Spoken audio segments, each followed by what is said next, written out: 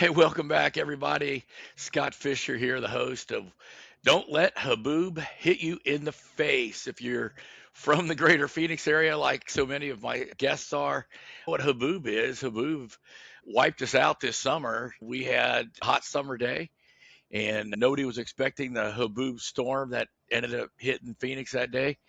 And my gosh, storm was about a 65-mile wide dust cloud that was a mile high.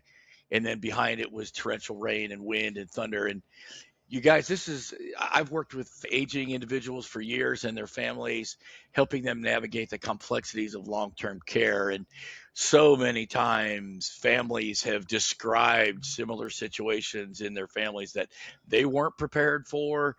They missed the signs. The parents were pushing back. The kids were trying to get help, various reasons, but unexpected bang storms hit people, and in many cases were super devastating to them. And so this podcast is for those people, those professionals that work and see those people in their businesses and their practices.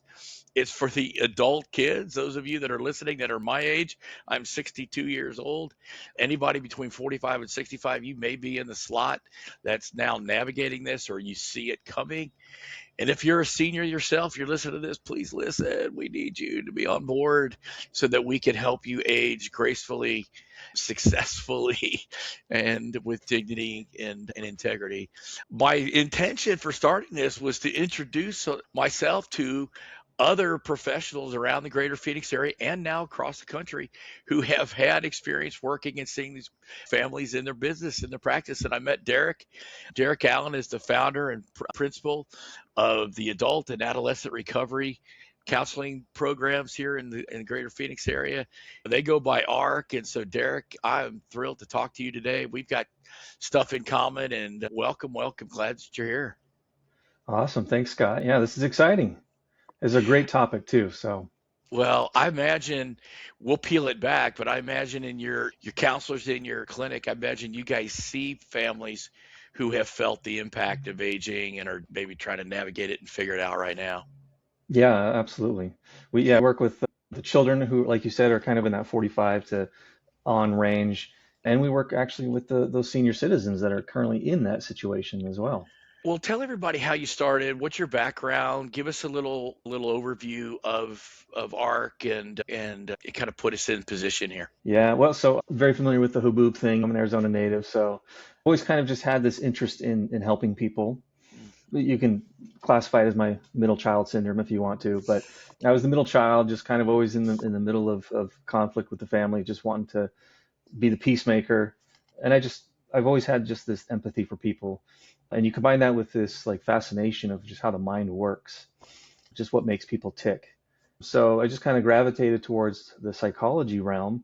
I knew I wasn't interested in dentistry or become a doctor or that kind of sort. So this just seemed to be a natural fit.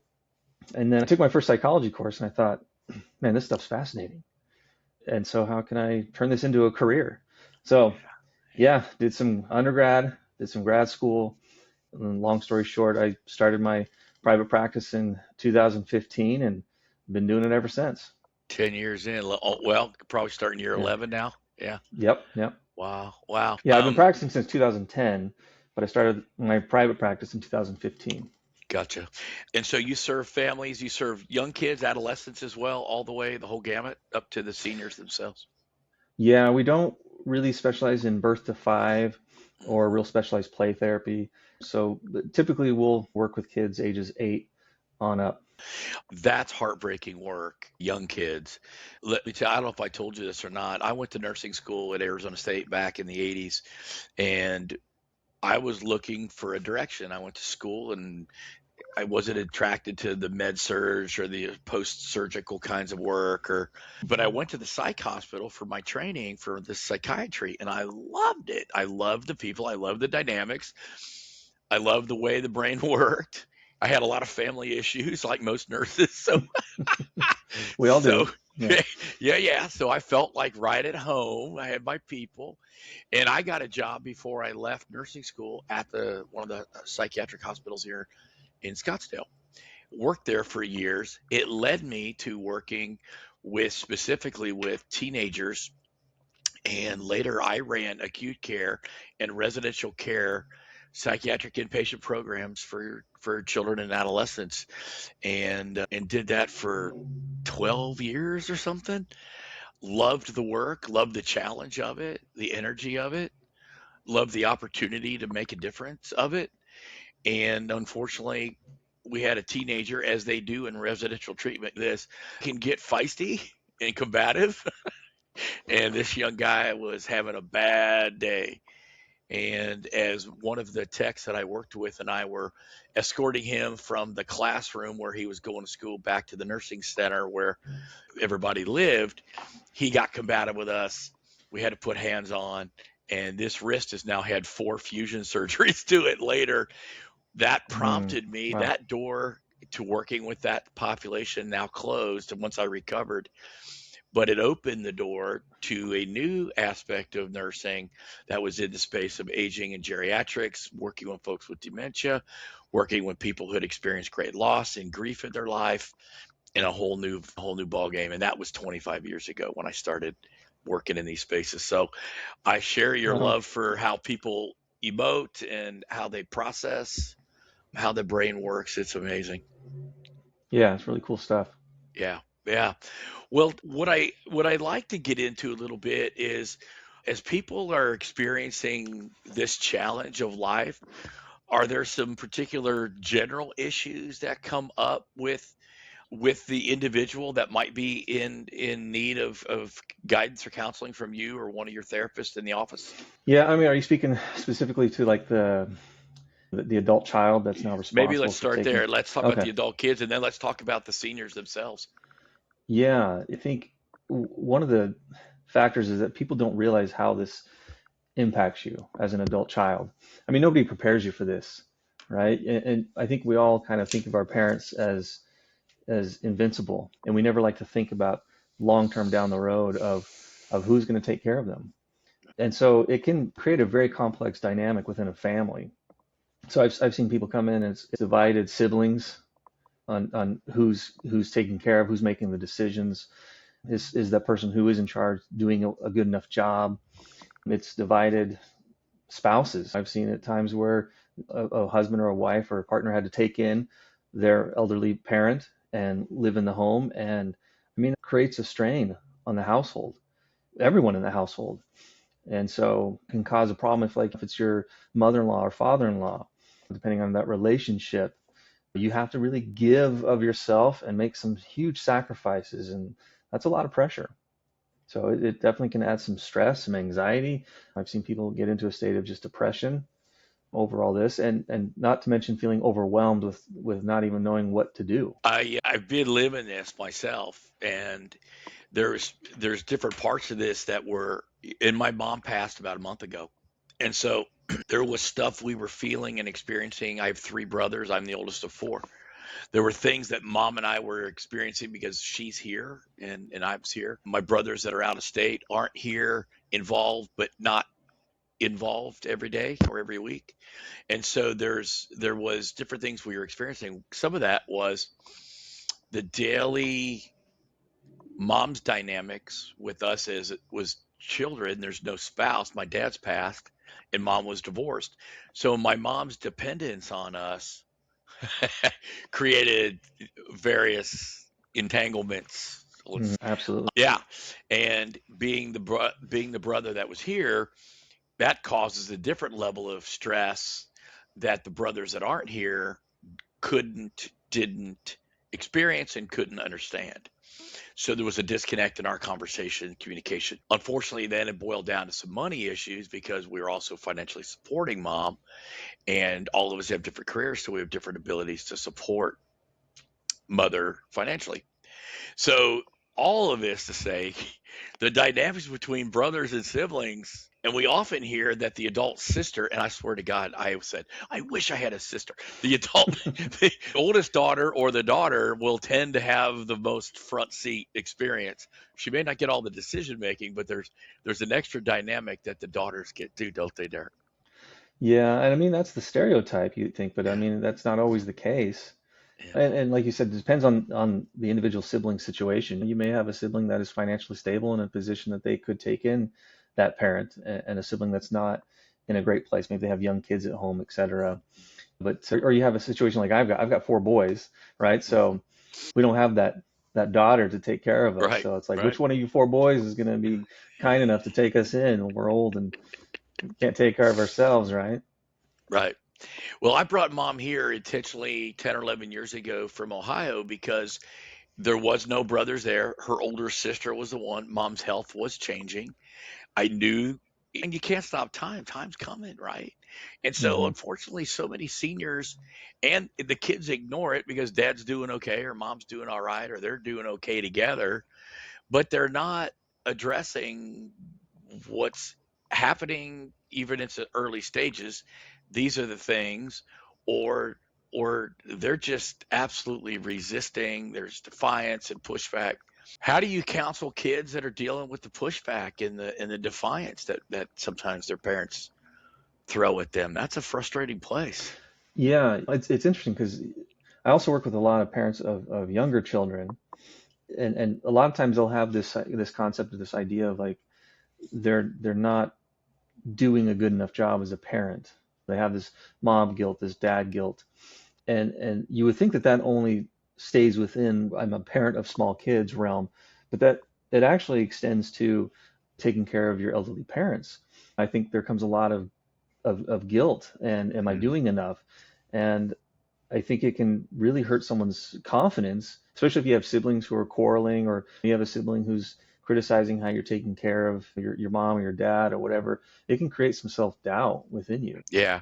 Oh, I felt it. I feel like I'm pretty wise in these areas. I've been professionally doing this for a long time, counseling and guiding people through it, right? Yeah. To Yeah. live it has been a different experience and stuff that was going on to explain to your brothers. Mom's transitioning and is going to need a higher degree of oversight, healthcare oversight.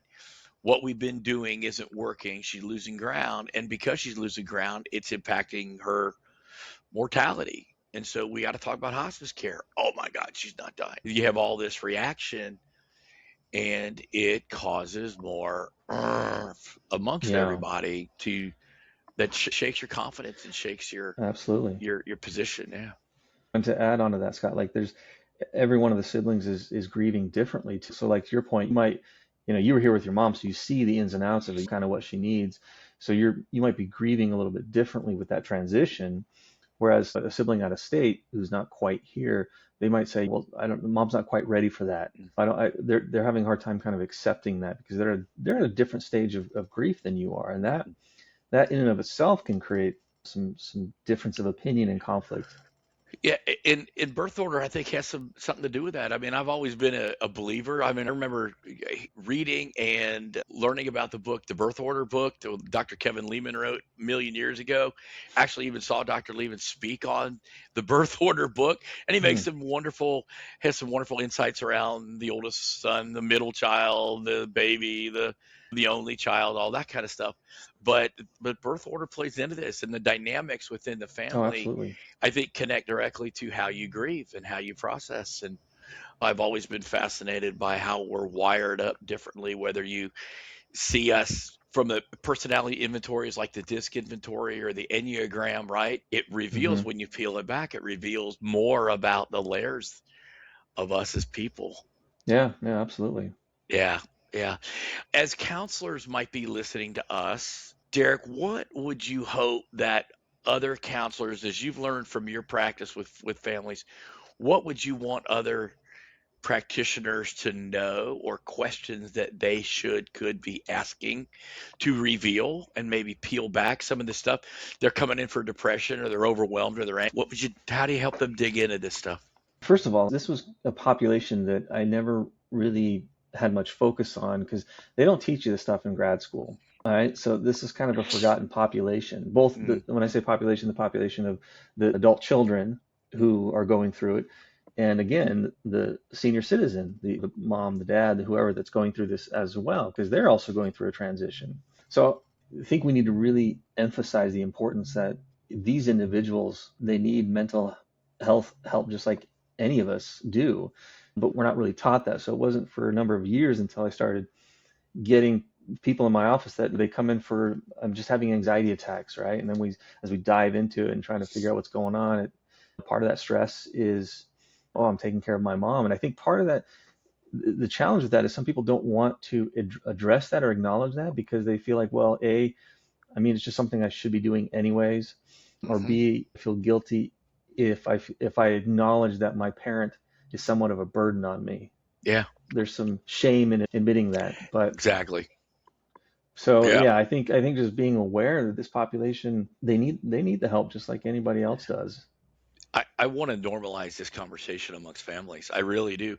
I was talking to my primary care physician who every year I go in for my annual physical and they hand you like a rudimentary depression inventory on a scale of 1 to 10. How are you Hmm. feeling? Are you sleeping okay? Are you eating and drinking too much? Blah blah blah. Are you having obsessive thoughts? And I said, "Hey doc, this is a nice I know where you're going with this. Thanks. I wish you had asked me about my mother. I wish you had asked me, is there someone in your life whose aging journey is causing Yeah, you and your family stress?" And but he we don't goes, know to ask those questions. he didn't know I Yeah. asked that question. I go, I wish you'd ask that of all of your everybody comes in your door. Just ask them the question because I think it will reveal what we minimize. I think you said it's our responsibility as kids. The adult son is going to feel like it's just my thing. I got to carry this burden. And then I'm going, I'm drowning, help me. Hmm. And it's been a lot. And I was telling you about like the before the death, now that she's passed, here's another set of dynamics I wasn't even thinking about. And my brothers are out of state. They get to grieve completely on their terms. I'm tied up with the business and the busyness. The day she died, I'm over there cleaning out her room with my daughter. I'm not ready to be doing that. I got to move her stuff. I got to go to the bank. I got to deal with her insurance, right? The business and the Yeah, all those busyness little of it. things that you don't think about. Right, and not even Yeah. and so it's prolonging my ability to feel because the only way to grieve is to feel it, right? What happens when we Hmm. grieve and we don't feel it and we suppress it and postpone it? How does that affect us, Derek?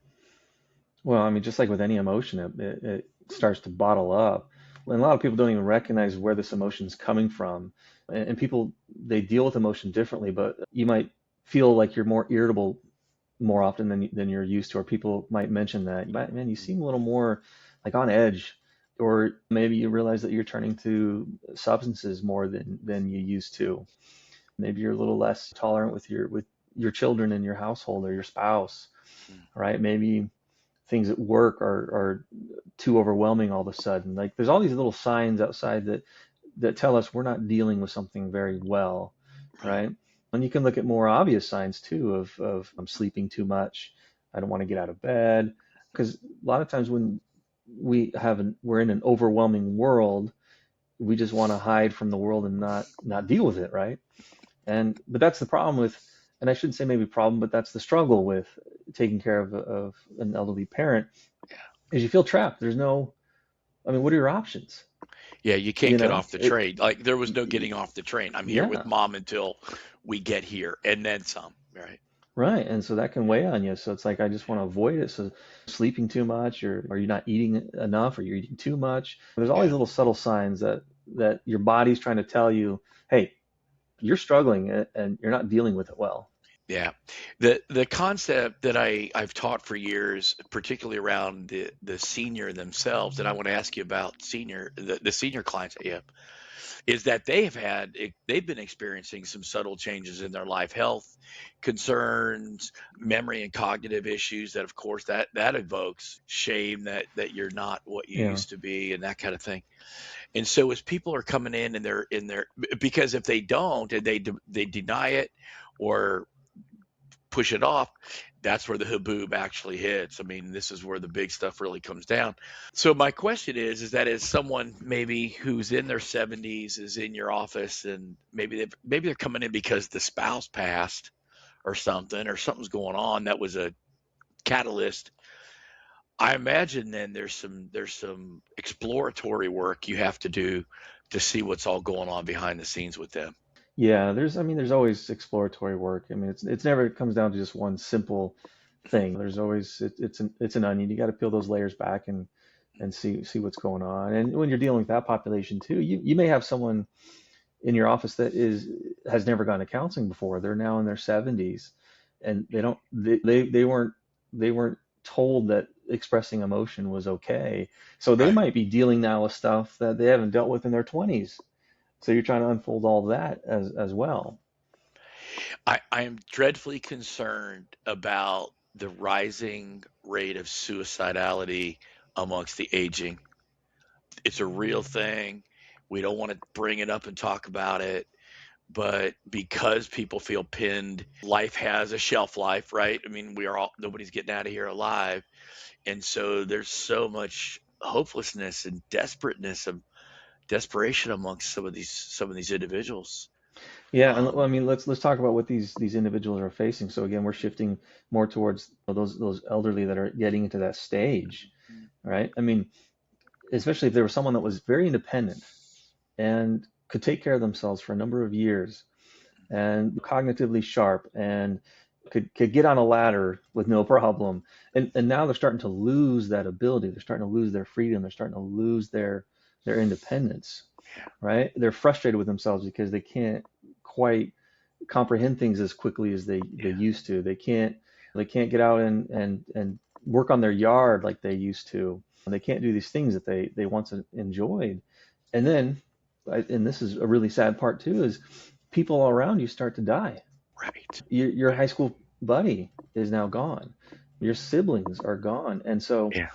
a lot of these individuals in this population are facing loneliness and Mhm. isolation. And I mean, that right there is a big recipe for depression. Yeah, yeah. We saw a massive number of people during COVID. Even when they were in senior Hmm. living, we had to confine them to their rooms and keep them from interacting. Everybody didn't know where this COVID thing was going the first few months, and people were dying of isolation and accelerating their processes were Hmm. accelerating. And so back away from that now 5 6 years, we even have a more acute awareness, I think, of what how damaging isolation is. People were Yeah. meant to be in community and to not I connect with always each other. tell, yeah, I always tell all my clients I work with who are kind of in an isolated situation. I said, there's a reason that isolation is the most severe form of punishment in prison, Hmm. because even the meanest of all criminals don't want to be alone. They want to be social. It's ingrained within us, right? Yeah. And something that I think we don't think about often is, okay, well, I'll just put mom or dad in a home, right? A care center. And they're surrounded by other individuals their age. They're surrounded by nurses and stuff, and that's fine and all. I'm not trying to talk bad about those facilities, but the we think just because they're around others that they're going to have company and they're going to be fine. But it is Mm, very, very possible to be in one of those situations and still feel alone, totally. right? Not have someone that you feel connected with, someone that really you feel cares deeply about you. So I'm And experiencing that right now with one of my clients who lives in a home and just feels isolated. yeah, yeah. And I'll tell you what happens, unfortunately, is sometimes people have a little cognitive impairment and it's not big deal, but it is a big deal. It's becoming more of a deal. And when they go into the dining room for the first time or the first time they have to order a meal at an assisted living, and they can't make a decision or they can't make sense of the words that they're reading and they look, it's embarrassing, it singles them out amongst their peers. They will isolate, they will go back to their apartment, they will order takeout, they won't engage because they can't keep up with Hmm. what's going on, or the simple function of ordering a meal will be overwhelming, and it will drive them into deeper isolation, and I hate to see that. We have to keep an eye out on that all the time. Man, Yeah, I think we need to definitely foster more empathy towards this yeah, population. yeah. I think we don't realize really how much is going on with them, Mhm. because even though physically they might not be as capable, I mean Yeah. mentally they're still a human being. They still have these emotions. And dignity, right? We all want to retain our Indignant, dignity, and absolutely. as we Hmm. as we advance. man, I don't want to be a burden to anybody, and I don't want to, but I don't. Man, if I don't want to embarrass myself in front of others either, or whatever. As we kind of wind down here, I wanted to ask you kind of a two-part question, if I could, before we get out of here. And I have to ask you the inevitable. I'm sure you've seen Haboob show up either for the adult kids or for the senior themselves. Is there an example of when maybe they were missing some of the signs, symptoms, something was going on, and boom, something happened, and then the other side of that, have you seen it when you've maybe been able to help somebody avert or have a successful navigation of a hard situation? Yeah, and I'll be honest, the aversion point or part of it is much more rare, right? Because you don't see it coming, and we don't like to think about it, right? I'm even at that stage right now where fortunately my mom is doing great and she's independent and taking care of herself, but that thought is down the road, Right. and I think it just hits you out of nowhere. So, and I think a lot of times people don't realize what's going on until something else like, oh man, I'm really feeling kind of depressed lately. Let me go get some help. And then it comes out and you talk about it. So it's really hard to do like preventative work necessarily Yeah. unless people are starting to realize they're getting that stage. It's like premarital counseling in a way. It's like this event is coming up and you want to talk about what to expect. What Right. can I expect? How do I deal with Right. these certain things? Right. Otherwise, it just comes out of the blue and I mean, I've seen it most of the time. It happens when the worst timing for families, and it just slaps you in the face. One of the little, I wouldn't say it was Haboob, but I'll tell you, we had a thunderstorm come through mom's life a few years back. And here's one that this is where education and outreach, and I would love to work with you on some workshops or education concept, like, so to be recognizing these changes. But here was one that was happening with mom a few years ago. She was having some decision making and judgment issue challenges, right? She started and also fighting anxiety. And so nobody wants to admit any of that. Yeah, So she gets one of these scammy calls going, "Hey, we're the IRS and I'm sending the sheriff over to come get you unless you go over and get me $500 worth of iTunes gift cards." And so I knew something was up that day because I had mom wasn't driving, but I had her on Uber, the Uber app, and she knew how to activate and get a ride, right? So she took these like $6 rides, which is very short, and the grocery store was just half a mile away. So she was over and back, and I got an Uber notification on my phone because it was tied to my checkbook. So she oh, takes these two fast moves over to the grocery store, and I'm like, "Hey, mom, where'd you go?" And she's crying. And I go, "What's up?" She goes, "I think I've been scammed." I go, "What?" mm, And the guy frightened the heck out of her. The sheriff was on the way over. Of course, none of this was true. Go get the iTunes gift card. She spent all 500 bucks that was in her account. Mom didn't have any money, so she wiped out the rest of her money and gave these guys the gift cards, scratched off the backs and read them the numbers, and of course they're gone. yeah, A crime was, and she was a victim of a crime, right? That's what that is. That's what crime. But as is our seniors and our loved ones are aging, and she's having more of those issues, hey, everybody, let's make sure we're talking to our loved ones about their vulnerability to financial scam. Like, let's bring to the table, like, let's not just hide behind it and go, oh, crap, it hit me again. It's just another time. I want to be able to normalize and talk about these things, Derek, so that just yeah. little stuff like that gets to the general, And I think just our beyond general population. normalizing it, yeah, beyond normalizing it too, I think we need to get to a state of acceptance, right? Mm, The adult child has to get to this point of like, I'm accepting that my parent is getting older.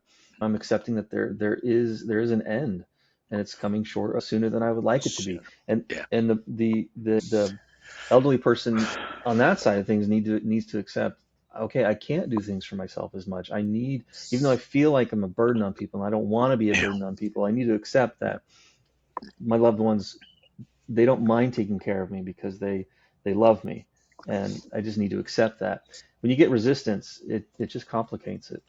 Yeah, it's a hard thing. The role reversal, the kids Hmm. become, I don't want to say the parent, that's not fair, but we become first chair in helping them decide and navigate as they're aging. And that's Derek, I got to tell you, man, I've loved and enjoyed this a ton because you work in the world I came from. I mean, I came from that mental health, emotional health work for many, many years. And I was so excited to talk to you today. And man, I hope that you come back and do it again. And maybe we talk Absolutely. more about some of these deeper issues. And I want everybody to be a resource. Well, tell everybody how to get a hold of you, and we'll make sure that your information is in the show notes and people can reach you at the clinic. But tell everybody how to get a hold of you and where we would find you online. Yeah, so we have a website. You can go to www.arc, so AARC Therapy.org, and the ARC is short for Adult and Adolescent Recovery Counseling. And I want to clarify, a lot of people say, oh, you deal in substance abuse because of recovery. And I say, no, not necessarily. We recover from all kinds of ailments. We recover Right. from depression. We recover from anxiety. So that's where the recovery piece comes from. But Yeah. yeah, you can go to our website. There's lots of information on there. You can read bios. We have some resources on there for people. You can schedule an appointment with one of our therapists here. You can send us an email. We have an email at contact@arctherapy.org, or simply just call our front office. We have our receptionist that she answers email and, or I'm sorry, phones and the text. That number is 602-633-5032. And again, it's simple. And some of the older folks, they like to call. So they'll call in and we'll answer the phone. And some of the younger folks will like to prefer to text. But yeah, there's a number of ways to reach out to us. We have a variety of therapists here that are very qualified and can help out. Do it, private pay, insurance, all that kind of stuff runs through your office. Yes, yeah, Okay. in this situation too, this population, we just got approved for Medicare as well. So Fantastic. Awesome. that Awesome. helps out a lot. Yeah. Yeah, yeah. Well, from the bottom of my heart, thanks for having this conversation. These are the things that I want to be able to highlight to our listeners, and I want to bring light to. Derek, I want to normalize, help bring acceptance to the generations that aging is real. Let's not ignore it. Let's embrace it. Let's celebrate the great lives so many of our parents have lived, and but yet Mhm. help them age with dignity and respect. Yeah. And so And it's okay to need um, that help. it's okay to need it. I'm telling you, I have buckled. Derek, I know what I'm doing, and I have buckled under the expectation and the pressure of the stuff that Mom and I Yeah. were dealing with, and the stuff that my brothers and I are untangling right now. And so I Yeah. have a deep sensitivity to this for the people that are listening, or if you're a professional, whether you're an attorney, your financial advisor, you're a counselor like Derek, a pastor, a firefighter, man, hear what we're saying, connect, and let's help our families and our seniors and families navigate all this. So that's why we're here. I appreciate the time, Derek. Thank you for joining me today. To our listeners, thank you It was a pleasure. for tuning in. Join us on the next episode. We'll say goodbye for now, and we'll see you soon. Take care.